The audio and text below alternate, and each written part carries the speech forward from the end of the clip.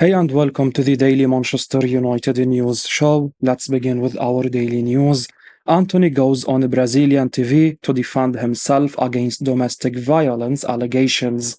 Manchester United star Antony has once again responded to allegations of domestic violence leveled against him by his former partner, Gabriela Cavallin.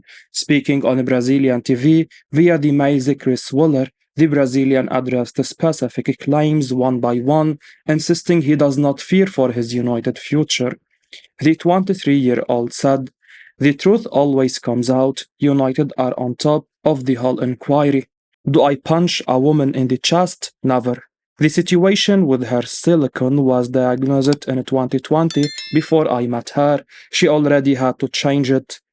At no time did I touch her. I am never going to headbutt a person."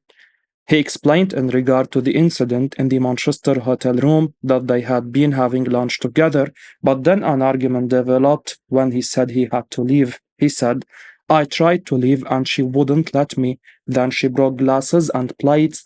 She threw it on the ground and threw it in my direction as well. She came to me. At that moment, I held her. At no point did I squeeze her. I didn't headbutt her." He also denied Cavallin's claim that he tried to throw her out of a moving car, saying, "Physical aggression? No, I never touched her. She started to change inside the car. She started calling me rubbish again. She said he was going to end my life and my career. She always said that. I was in the car and I was quiet. There is a lot of things she is saying that aren't true." Of the incident in which Antony allegedly cut his partner's finger, he explained, "It's a lie. Of course it didn't happen. We were at a barbecue. There was a pagoda. Everything was normal environment. She was drinking heavily, and I asked her to stop drinking. When I pulled the cup, she locked and held on. The rod snapped and cut her finger. I didn't even pull. She pushed down. So I wanted to take the glass off her because she wasn't drinking too much. I'm never going to throw a cup in a woman's or anyone's face, ever." Antony also claimed that the WhatsApp conversation between them had been doctored by Cavallin and that he had evidence to prove it. Manchester United desperate to offload Donny van de Beek. While Manchester United managed to get 6 players through the doors during the summer transfer window, the club's real problem was offloading their overpaid stars. Most players to depart were academy graduates, while Fred was the most high-profile first-team sale in the summer. United failed to sell Harry Maguire. Eric Bailly and Donny van de Beek dissipated their best efforts, with the Ivorian leaving post the end of the window on a free to Besiktas. While Maguire is staying put, the Red Devils are desperate to move on the Dutch midfielder, who has endured a torrid time since his £40 million move to Manchester. His fortunes did not improve under his former Ajax coach Erik ten Hag, and his injury ensured that his future lies away from Old Trafford. The 26-year-old had chances to depart in the summer, with the likes of Lorient interested in acquiring his services, but he dug his heels in, hoping a big team would come in for him. Unfortunately, that window passed, and now the only legitimate option would be to try and agree a deal with one of 2 Turkish sides linked with a move. Galatasaray were trying to sign the versatile star, but their loan fee amount was promptly rejected by United on deadline day, but talks were said to be continuing. Recently, the People's Person spoke about Fenerbahce's wish to hijack the deal, while Royal Antwerp were said to be surprise suitors. The chance to play in Europe at least till January is gone, with team sheets already confirmed, and the road to Saudi Arabia is also closed. Give Me Sport have suggested that while United would prefer a permanent deal, they are currently open to all sorts of exit option, including a loan deal with an option to buy. It would be wise to move him on, even if the club ends up taking a financial hit, since he is not a part of the manager's plans, and also because he is on a £120,000 per week deal. Ryan Giggs says Alejandro Garnacho must improve to shed the badge of impact player. The biggest rising star under Erik ten Hag in the past season and this has been Argentina's Alejandro Garnacho, signed from Atletico Madrid as a 16-year-old. He has blown past expectations since his introduction to the senior team, never looking back and sealing a new contract recently. However, recent events surrounding the youngster have Ryan Giggs firing warning shots at him. In an interview with Webby and O'Neill, Giggs said that while Garnacho has done brilliantly so far in his United career, he is seen as an impact player more. He alluded to Garnacho's perceived promotion to start of the season when he was in the starting lineup ahead of more proven options. However, his performances in those two games left a lot to be desired, and he was eventually relegated to a bench player role again. Back to coming off the bench, Garnacho looked much improved, almost winning the game for United away to Arsenal, if not for Adebayo's offside decision. Giggs has now challenged Garnacho to repeat such performances, but from the first minute, he said. Next time he starts, he has to give the manager no reasons to not to play him in the next game. Just like at Arsenal at the moment, he looks like an impact player, but a brilliant talent, one that gets you off your feet and one that fans want to see. Now, when he does start games, he needs to perform from minute 1 to the last minute. Giggs conceded that Garnacho is still young and there is a lot of time to improve. Striving for the next promotion in his squad status will be a big challenge, especially at a club like Manchester United, where reinforcements are bought from the outside all the time. Morocco national coach reveals Sofyan Amrabat's absence isn't just a precaution. Manchester United huffed and puffed all through the summer transfer window before getting manager Erik ten Hag his desired player right on deadline day. United initially waited for outgoings in order to try and agree a permanent deal for Sofyan Amrabat, but the club struggled massively in that front, which delayed the move. In the end, after haggling over the loan fee and the permanent clause, United finally signed the Moroccan from Fiorentina, not after the player rejected multiple moves in order to secure his dream transfer. While fans were overjoyed considering the midfield imbalance their team have suffered from, the medical staff picked up hints of a back injury during the medical they conducted. There were rumors that the player might be out for a longer time after it emerged that the midfielder left national team training after picking up an injury. However, coach Walid Regragui informed that it was a minor issue and that the player asked to be removed as he was focused on beginning his United journey without further hiccups. He said, Sofyan Amrabat felt something and we let him go as a precaution because he has just started his new adventure with Manchester United. After the international break, United have games against Brighton in the Premier League and Bayern München away from home in the Champions League.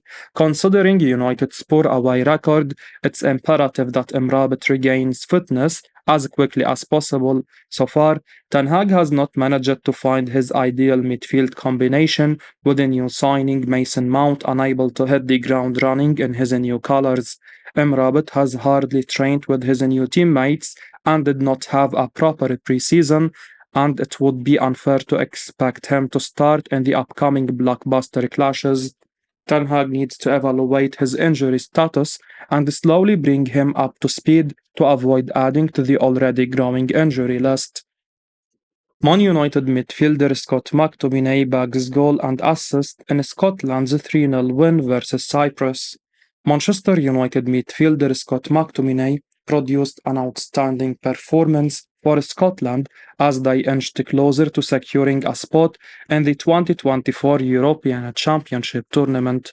The 26-year-old put in a man-of-the-match performance for the Tartan Terriers, bagging a goal and an assist in an emphatic 3-0 victory over Cyprus in Group A. Often deployed in a deeper midfield role at his club side, Stevie Clarke utilized McTominay as one of two supporting forwards behind striker Che Adams in a 3-4-2-1 structure.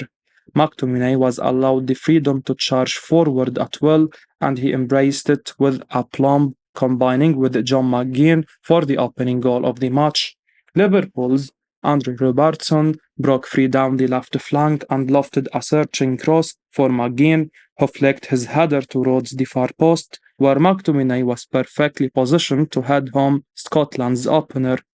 The Man United Academy graduate took his tally to 6 goals, tying club teammates Rasmus Højlund and Belgium striker Romelu Lukaku as the top goal scorers in the Euro qualifiers. McTominay and McGinn combined again for Scotland's third goal of the opening 45 minutes, with the Man United midfielder turning provider this time. He stretched the Cyprus defense before cutting inside and finding the Aston Villa captain. Looking to double his tally, McTominay took advantage of a gap in Cyprus midfield, embarking on a mazy run towards the 18-yard area but narrowly missed the target with a shot from his wicker foot grazing the left post. He came close to his second of the night again in the final quarter of the 90 minutes after hitting the post with a long-range effort. McTominay dazzled with his all-round display, albeit against significantly weaker opponents. He will hope his standout performance for the national side catches the eye of club manager Erik ten Hag. He has found himself lower in the pecking order, trailing behind Casemiro, Christian Eriksen, Mason Mount, and Sofyan Amrabat, leading to speculation over his long-term future at the club. McTominay will be eager to make a strong impression on Ten Hag when club football resumes. Casemiro finds form as Brazil demolish Bolivia 5-1 in World Cup qualifiers. Casemiro is arguably one of Manchester United's most important players. Therefore, it's to nobody's surprise that United have struggled in midfield this season, as the Brazilian has struggled to find form in the middle of the park. The international break could have come at the perfect time for the midfielder, as he found form in the World Cup qualifier fixture against Bolivia. He was back to his metronomic best as he dictated the play from his deep midfield position in the Seleção 5-1 victory over Bolivia. The United man had an unbelievable 111 touches of the ball, indicating that he was at the heart of everything that Brazil played. With a 92% passing accuracy from 104 passes, he kept the play ticking and was a major reason why Brazil ended the game with a remarkable statistic of 80% possession. Bolivia were completely played off the park as Brazil ran rings around them, repeatedly passing through their defensive lines. Although passing accuracy can often be a misleading statistic, as backward passes don't help the team, that was far from the case with this Casemiro performance. Out of his 96 successful passes, 39 were in the opposition's half, as Brazil kept their foot on the throat of Bolivia. He played the full 90 minutes as he got some much-needed match fitness back into his legs. The Brazilian started the last season in a similar fashion, where he was cold in the beginning, but as he accumulated minutes, the rust wore off and he was back to his imperious best. Brazil play Peru next on September 13 before he is back at United, so fans will hope this is the start of his good form. Manchester United continues scouting Sunderland's Chris Rigg after pulling out of deal in summer. While the senior Manchester United team has certainly seen better days, both and off the pitch, the youth team continues to blossom. After falling behind earlier due to a lack of attention and investment, United have made great strides in the department. The rise of Alejandro Garnacho and Kobe Mainu, just to name the two, is an example of youth development done right. United almost added another wonderkid to their youth ranks in the recently finished transfer window in Sunderland's Chris Rigg. The People's Person had reported that Sunderland's asking price went beyond what United were comfortable paying, so the deal didn't go further. However, Iron News reports that United retain an interest in the teenage prodigy. Alongside Newcastle United, the Red Devils have been scouting and monitoring his progress at the Championship club. Rigg was recently compared to Jordan Henderson by head coach Tony Mowbray due to his combative style of play and blossoming leadership qualities. Like Rigg, Henderson also came through Sunderland and impressed enough to leverage those performances for a move to Liverpool. Rigg became Sunderland's youngest ever league scorer when he netted at the age of 16 years and 76 days. He is the second youngest Football League scorer of all time, only after Jude Bellingham. The 16-year-old midfielder is getting fairly regular game time at the Stadium of Light currently, so it was unlikely he'd move from there to play for under 21s at Old Trafford. However, if he keeps up his meteoric rise for long, it will be a matter of time before the big clubs come calling. In such a scenario, United constantly being in touch, be it via scouting or monitoring, could land them an upper hand when it comes to final negotiations for his signature.